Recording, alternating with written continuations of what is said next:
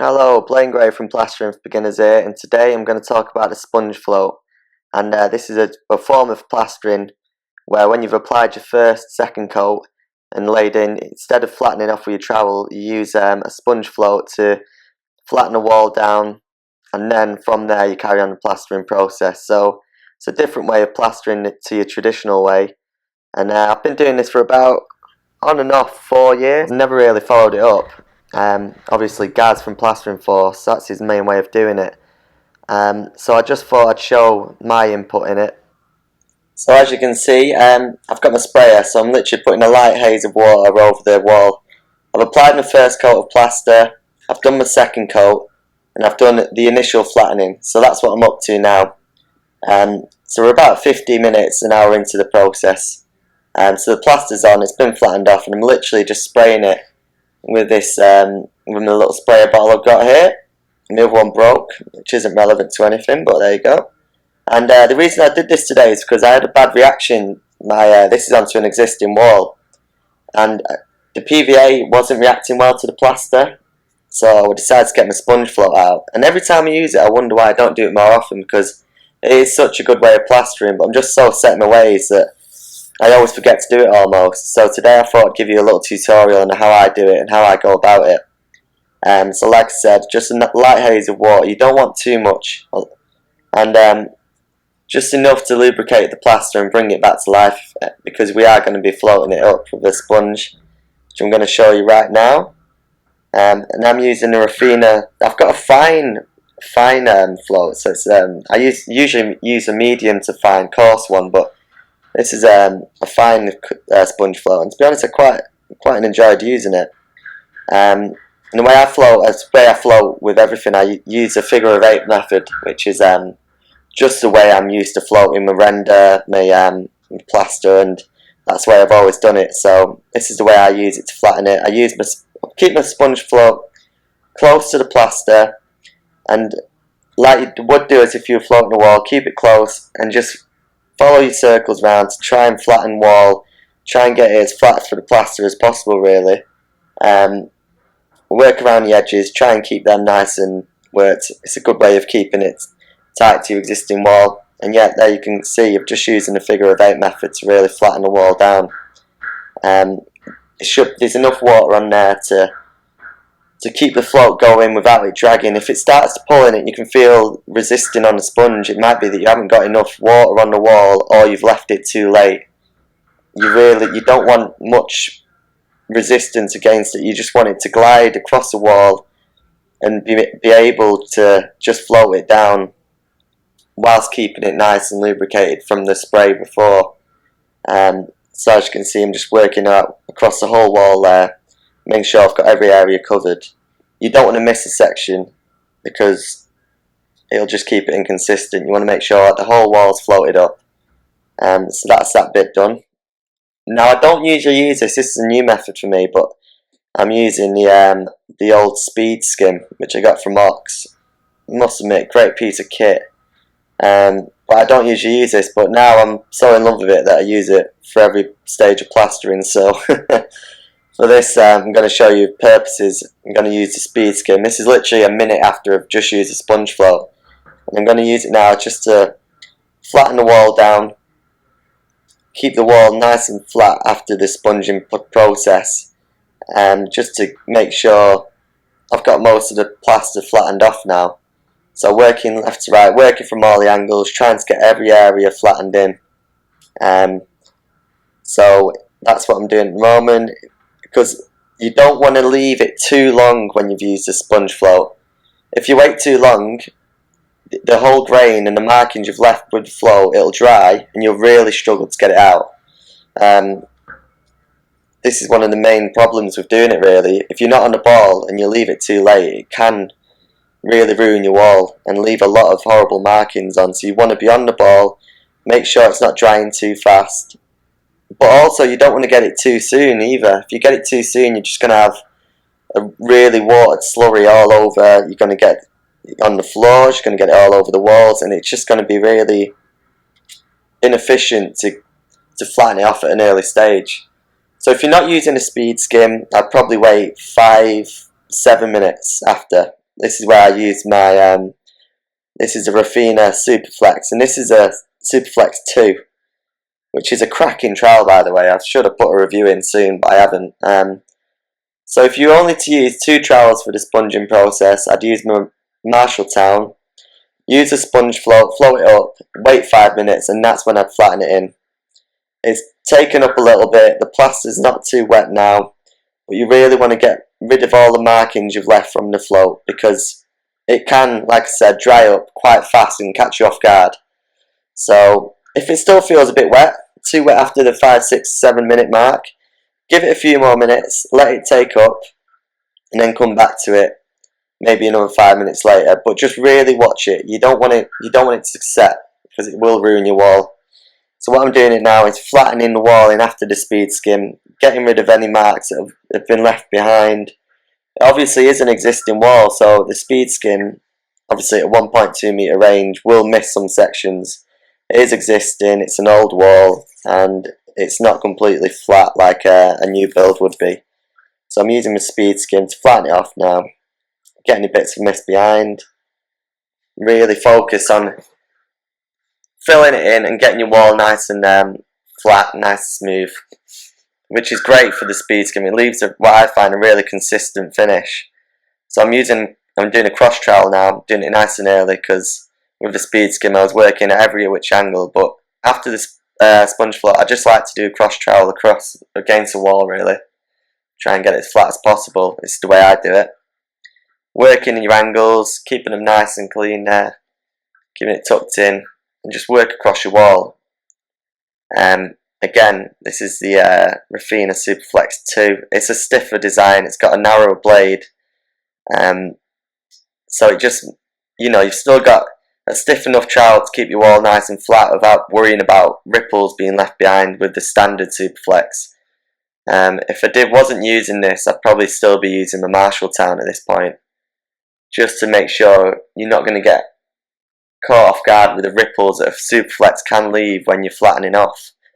So this, maybe even the Nella Mediflex, which has also got a slight flex, but it's still a stiffer trowel, that you could also use for this stage. But throughout this whole video, I'm just going to be using the Rafina Superflex 2. I won't be using the standard Superflex. I don't really use it anymore, to be honest. I just stick with this trowel. I love it. It's good enough for me. Relieves stress from the joints, but you're not worrying about anything being compromised in terms of flattening off. So I've just sped the video up a bit now. You know what's going on with flattening off. Make sure I've got everything covered, and just make sure you've got lots of light. Here's one big tip that I'd like to give when I'm sponge floating: make sure you've got plenty of light in a room, because there's some little spots that you can miss where the texture is still showing. So make sure there's lots of light. I've got light coming from the left side. I've got spotlight set up at the bottom, shining up against the wall. I don't know if it's because I'm slightly blind. I don't know, but I miss quite a lot plastering. If I've got some nicks in the wall, there's a few spots where there's a few holes in that, I can sometimes miss it. So I need lots of light just to stay on top of it. So what I'm doing now, it's been about 10 minutes in after the first flatten off. I'm scraping my edges off. Make sure there's no excess plaster on the ceilings. And this is just flattening the wall in again, really. Using the Superflex 2, still using the same trowel. Flattening off. Make sure everything's clean around the edges. Make sure I'm on top of it. You don't want to let that dry too long, really. It'd be better if you get it early stages, to make sure there's no residue left on your finished walls. And I'm going to go the opposite way. I'm going to quickly, using my water brush to wet the trowel up, because the wall is drying at this point. Troweling upwards now. Going against the cross trowel what I did before. Troweling up, making sure the wall's completely flat. Trying to get any more spots of mist. So this is probably your final stage of being able to get any areas that have been missed behind, in terms of any holes, any texture being left from the sponge float. And you'll see in a second, I keep looking up towards the light to make sure there's nothing I've missed. This is important. The thing is with sponge floating, it can be tricky, because if you miss something at this stage, it'll be too late to get it, and you know you want your wall to be as flat and as smooth as possible. You don't want markings being left behind from your float. You want to be able to cover every area. So you'll see now, I do a lot of looking to the light, make sure I've got everything flat, make sure I've got everything covered, keep wetting my trowel up, keeping the plaster slightly lubricated. But the thing with a sponge float, you've almost done your wet coat, your wet trowel at the beginning. So now all we're doing is flattening it and giving it a nice finish these stages onwards. And just really work with your trowel to keep the wall nice and flat, going against the grain from what you did before is really going to make sure you get a nice flat wall from the beginning, especially after using a speed skim. You know, you can pretty much guarantee that you've got a nice flat wall after using one of them, because it is a derby essentially. So yeah, that's all good. Wetting my brush up, cutting any high spots of the plaster. There's actually a bit in it throughout the whole video that I missed, so I do apologise. I got that later on, but there's a huge clump of plaster in the middle of the wall that I just totally forgot about. But generally, this stage, cut back the bottoms of your plaster, make it easier for the carpenters to get the skirting boards on. As a plasterer, you want a good reputation. You want the services after you to be, you know, to say you're a good plasterer and you're looking after them as well. Clean out your back boxes where your electricals are. Make sure you leave a good job behind. Make sure you don't leave big clumps for everyone else. You know, we're working together in this, in the trade, so make sure you look after everyone else. So now we're on the final stages, really. I've worked to the top left, worked across, so I've done the top. Now this is almost like the wet trowel, so I'm going to do another cross trowel here. Wetting the edges, lubricating the plaster up. And this is 10 minutes after I finished my last flattening stage. Wet the edge. You won't need too much water. There's not much resistance, I find, after using a sponge float. You'll see in the middle, the centre of the wall dried a little bit faster than what you would usually, but that's okay. So literally just wetting the trowel up, keeping your edges nice and crisp, and then cross troweling again. This is the polishing stage really now. This is just to make your wall nice, ready for the painter, ready to do his bit. So I've got this cross trowel going on, keeping the wall nice and lubricated again with the water. Splash it. If there's a dry spot, I use my water brush here to splash a bit of water ahead of myself. Make sure there's no resistance. If the wall's too dry when you're cross troweling, you might find it can pull and it'll leave these tiny rippled marks in the plaster, and that's where it's basically been dragged. So you want to avoid that if you can. Just basically work with your trowel to get a nice flat polished finish. Working from your edges always, and then making sure you've got the best out of your wall. And that's it. Keep it well lubricated, as you can see. And now I'm working to make sure there's nothing I've left behind on that wall that I plastered previously. Make sure there's no plaster that's been caught. Scrape it back and tuck in tight to your corners and to your angles. Make sure you've got a nice crisp return between your newly plastered wall and your old one. You don't want any leftover bits of plaster or any troubles that you'll leave for the painter. You want a nice crisp return, nice crisp corner, and that's how you do it.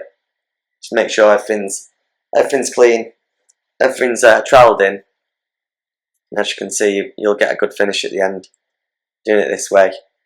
And the good thing about the sponge float as well is you often get a matte finish. It's not going to leave a shiny finish like a wet and dry trowel would usually. You get a nice matte smooth finish ready for the painter to do his thing. Now I've literally waited 5 minutes. Probably if it's dry, just go straight over. What I'm using now is my plastic trowel. Got the Rafina Plaza Flex here, which is a cracking trowel, I must admit. The more I use it, the more I fall in love with it. It's really good. And this is literally just to give it that final finish. If you haven't got a Plaza Flex or a plastic trowel, maybe just do your final trowel with your Super Flex. That's what I was used to do before I use this. Again, I just cross trowel again. No resistance, you don't need any water with these plastic trowels. Do it when the wall's nice and dry, and it'll just literally smooth smoothly, travel across the wall, no resistance. They're just really nice trowels to finish with because there's no pull. You don't need any moisture added, you don't need any water to your walls. Literally, there's nothing to worry about when using these. They can be damaged very easily on beads though, so if you are going to use it on corners and on corner beads, be careful because you might get a nick. And if you nick these trowels, it can be quite hard to get off. You can use some wet and dry, but you know, if you can avoid getting a cut in your trowel, then that's the best way of going around it. So just be careful your corners and your angle beads. So yeah, this is the final stage of it. This is the final part of the finishing process. Literally work to your edges. Keep your trowel nice and nice and clear from any residue plaster. You don't want it that dragging onto your the wall you've just finished. And yeah, just this trowel I highly recommend. Highly recommend any plastic trowels. I've got a review of the Delahidi trowels coming soon as well. Been sent a batch of them. There's some cracking trowels from the people who originally made the Rafina Plasiflex actually. So I'm really looking forward to getting some content out on that particular company. English brand. They started the plastic craze, and they actually apparently started the craze with the Superflex trowels to begin with. So you know, that's some really exciting stuff coming up there. I'm going to pick up my GoPro. I'm going to show you the finish you get from the sponge float. It's a great way of plastering, stress-free, easy on the joints, and done right, you get an amazing finish. That's it. That's my tutorial. A bit longer than usual, so sorry about that. But there's a lot to cover. Thanks for watching. Stay in touch, and please like and subscribe if you like this video. This is Plain Grey Plastering for Beginners. Lovely hearing from you. Thanks for the comments. Thanks for getting involved, and speak soon. Cheers. Bye.